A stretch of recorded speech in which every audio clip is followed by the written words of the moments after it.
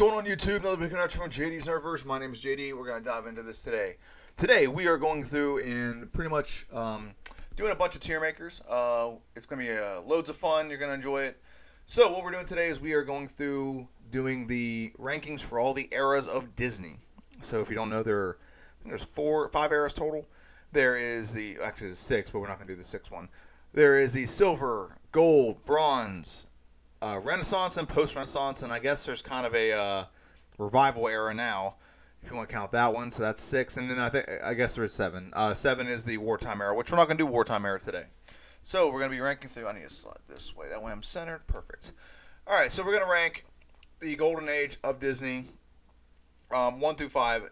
Ranking these 1 through 5 does not mean that the 5th one is a bad movie. It just means the 5th one is the 5th one ranked in this movie. They can all be a 9, and the one is just a 9.9, and then the other was a 9.1. So keep that in mind when you rank all these Disney movies. Some of these are bad, but none in this era are extremely bad, except for the last one, I guess, I don't really like too much. So without further ado, we're going to dive into this. Before I do, follow me on Twitter. Follow me on Instagram. Twitter, it's at JD's Nerdverse. And on Instagram, it's JD's_nerd_verse. All right? So without further ado, let's dive into this. The worst movie in the so there's 5 movies in the golden era of Disney. There is Bambi, Fantasia, Dumbo, Pinocchio, and Snow White.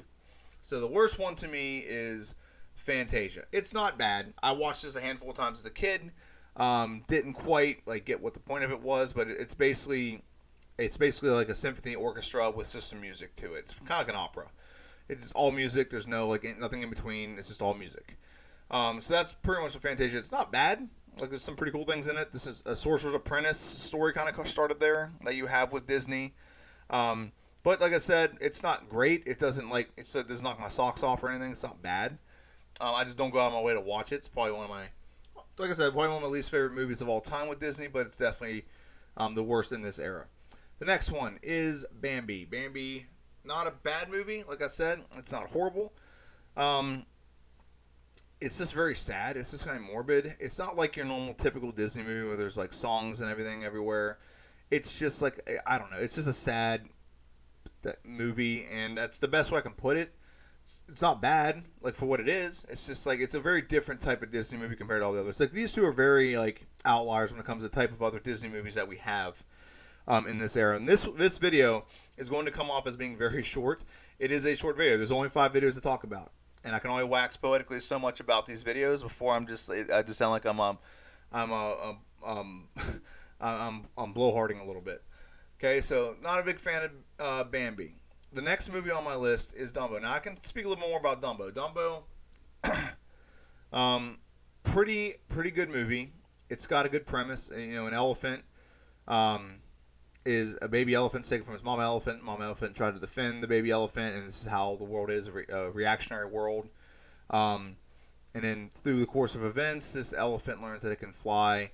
Not really taking revenge or anything. It's just a process that develops and becomes a star in wake of what happened to its mother. Pretty much, that's pretty much what happened. It's not like I said, it's not bad. It's good for what it is. There's definitely a lot more singing numbers. There's some weird trippy alcohol and numbers on it. Dumbo gets drunk. And there's obviously the racist scarecrows. Or I won't say racist, but racial stereotyped scarecrows. The racially designed stereotype scarecrows. But, the characters were definitely a big part of Dumbo learning how to fly. Basically, they kind of enabled that. So, not a bad movie. Like I said, it's not great. And then the second one on my list of the scale from second best one in this era is Snow White. Now, Snow White, if you don't know, is the first ever full-length animated motion picture ever created. And I was gonna say, look, Steamboat Willie, this is full-length animated. It has to be at least 80. I think it's 88 minutes to be considered full-length and animated movie. It has to be a movie. It can just be a short clip. That you're right about Steamboat Willie, but this one is the first ever animated movie, and honestly, it's one of the more memorable ones to me. The Snow White and Seven Dwarfs. The Seven Dwarfs are pretty memory. Those are pretty good. And the villain. So you're going to notice a trend in a lot of these videos. The better movies seem to have the better villains. So of all these movies, you really you really see the better ones have a really concise, good villain.